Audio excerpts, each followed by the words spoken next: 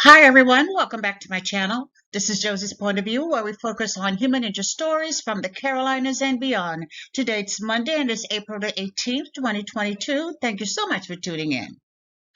If you're new to my channel, I'd like to extend to you a warm welcome. Thank you so much for stopping by. I hope you find the information here to be informative. And if you're a returning viewer, by all means, thank you for coming back. You know, I always say the tide changes so frequently here on these YouTube streets, so you always have to acknowledge where your support comes from. And I want you to know I sincerely thank you for your support. Feel free to like and to share this video, and don't forget to subscribe. And our story today takes us to the city of Gastonia here in North Carolina. Take a look at the headline. And it reads, College professor charged with killing his newly adopted newborn. I'll provide you with a summary here, and as always, I'll place links to a few of the full articles in the description box. So our story today is about this man. He's 41-year-old Van Eric Custodio, a resident of Gastonia, and Mr. Custodio was listed as a full-time assistant professor in computer science at Belmont Abbey College. And reports say he also had on his LinkedIn page, he indicated that he was also an adjunct professor at the University of North Carolina at Charlotte, and that he started there sometime earlier this year. And reports say Custodio and his wife had been in the news for some time as they were documenting their adoption journey online. And based on what I read, they were pursuing adoption of a second child. Reports said they already had adopted a daughter and they were now seeking to expand their family. And like many other families, they were trying to create some type of a documentation, a video trail of what they were going through. And I'm sure this was a beautiful thing to do. Not only did they create a video, but reports said they had set up a GoFundMe account. I believe they started back in August, and the GoFundMe account was set up this past January with all the funds going towards their adoption. And reports say they were working with an organization called Both Hands Foundation. And this is an organization, and I took this off of their webpage, but it's an organization that helps Christian families to raise money for their adoption. And they do so by helping with the coordination of community service projects, which then generate funds. And I was reading about it, and personally, I saw it as a wonderful idea. Now, I have to say that because it fits part of into my personal life. I was not adopted, but I grew up with a stepmother, and I'm forever grateful for the role that she played in my life. Now, she may not have gained the honor of having paperwork saying that she had officially adopted me, but that's the way I referred to her until she died. But that's another story for another day, and I'm just saying that to say that I look upon adoption and organizations that coordinate funding for adoption as a very valuable project. So now returning back to our story, it appears that Custodio and his wife were successful in completing the adoption. They were able to adopt a newborn, a baby boy. His name was Lucas. And at the time of this incident, Lucas was just 6 weeks old. And authorities say that on April the 1st, which was about 2 weeks ago, police and emergency personnel responded to Custodio's home after receiving call of an infant in cardiac arrest.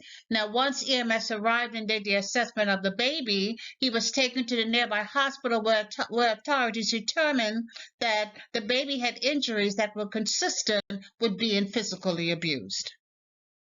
And just about now I hear you saying, well, what does it mean? Well, I'm glad you asked. According to reports, police say the child had a fractured skull, broken ribs, and multiple fractures to each of his tiny little legs. Now, keep in mind, this was a 6-week-old baby. But it gets even worse, ladies and gentlemen. Custodio's friends told police that he admitted to throwing the 6-week-old child on the sofa, throwing the child on the sofa, and that he squeezed the child till he heard a pop in the area of the ribs. Additionally, he jerked the legs of the child back until he felt a pop in the child's leg while he was changing the baby's diaper. This is just making a lot. It's not making a lot of sense to me, and I'm struggling for words because it sounds really crazy, but it's all true. And all I can do right now is shake my head. I can just imagine the pain this newborn suffered before he died. It's no wonder the newborn was in cardiac arrest. So initially, Custodio was charged with child abuse, but baby Lucas died a few days later, and the charges were then upgraded to murder. And police had to go look for him because the warrant states his wife informed police that when she found out about the level of abuse he had allegedly done to the child, she put him out of the house. Yeah, right, she put him out of the house. I think this is just a cover up. You mean to tell me you were in the house with a newborn and you can't tell your newborn is injured? How much attention were you really paying to that child? I don't believe that for 1 second.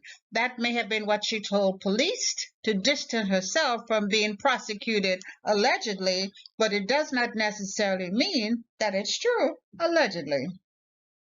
But nonetheless, they were out there, the cops were out there looking for him, and he was found in York County, which is in South Carolina, and then he was extradited back to Gaston County, which is the county in which he lived, in order to face the murder charge for his newly adopted son.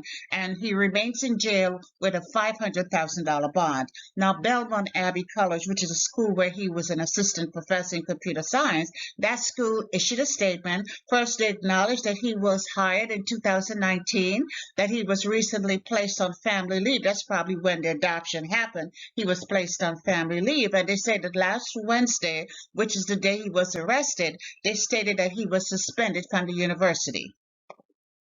I have to tell you that the emotions that are going through my head right now are difficult for me to explain. There's a lot of anger and there's a lot of frustration.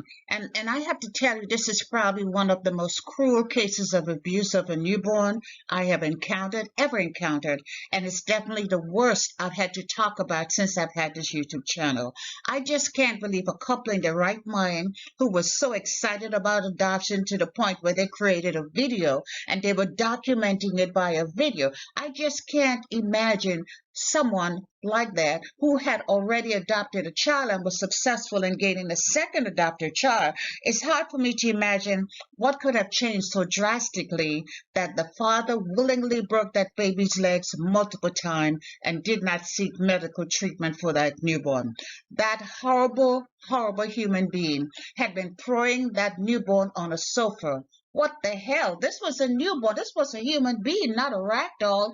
He was squeezing the child's ribs until he heard something on the inside of that baby pop, and bending the poor child's leg backward until he heard them pop. How cruel. And what the hell was the mother when all of this was going on? Her butt needs to be in jail right along with him. So I hope he sits right there in jail, and I hope he never gets out on bail. And I hope the prosecutor, whoever he is, I hope he's not going to give him a break by allowing that monster to plead guilty to a lesser charge. He deserves a death penalty, or he deserves to spend the rest of his life behind bars, and his wife needs to be right there along with him. And that's all I have for you right now. Feel free to leave me a comment below and let me know what you think about this video. And by all means, feel free to like it and to share it.